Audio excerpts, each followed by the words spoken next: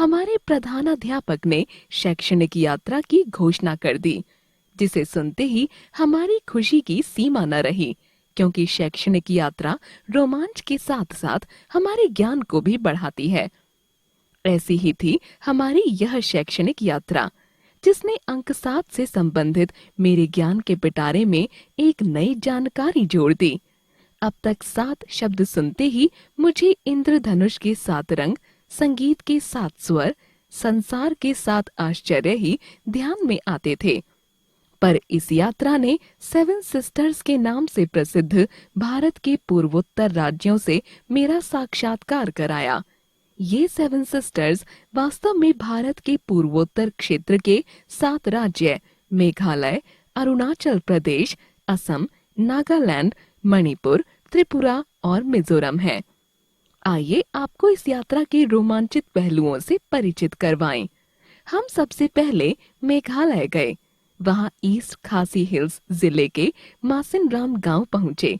विश्व में सबसे ज्यादा वर्षा वाले क्षेत्र के रूप में मासिनराम सुप्रसिद्ध है। यह रिकॉर्ड गिनीज बुक में भी दर्ज है। भारत में सबसे ज्यादा वर्षा यहीं होती है। मासिनराम के दर्शन कर हम मेघालय से असम गए।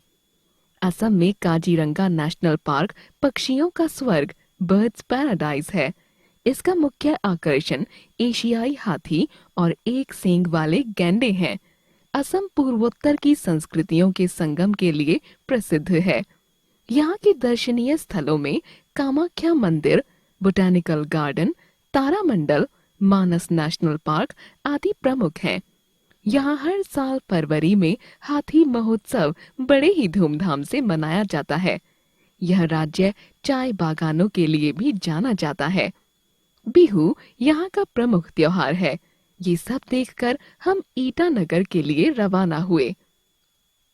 अरुणाचल प्रदेश की राजधानी ईटानगर है।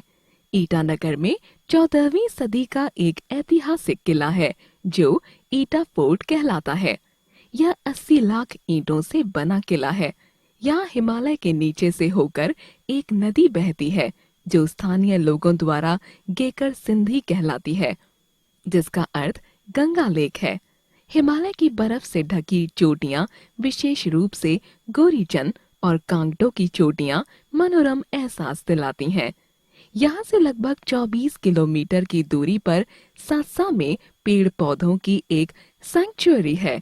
यहाँ 80 प्रजातियों के 2600 पौधे हैं जो प्राकृतिक वातावरण में फूलते फलते हैं। ये सब देखकर हमें बहुत मजा आया। अगले दिन हमें दीमापुर पहुंचना था।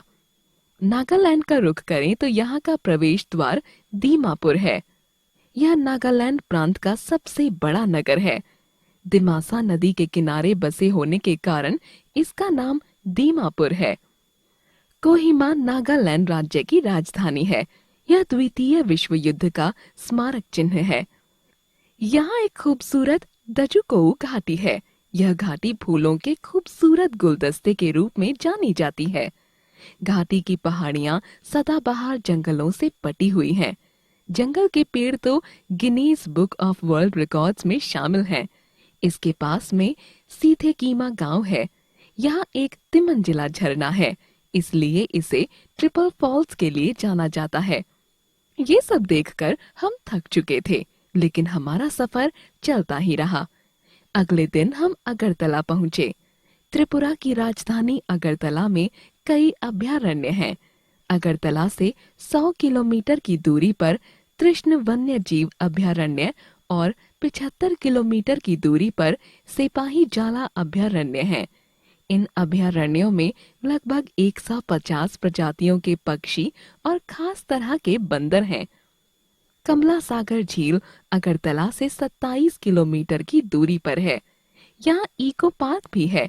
यहाँ तेपानिया, कालापानिया, बारमपुरा, खुमलांग, जामपुई आदि दर्शनीय स्थल हैं।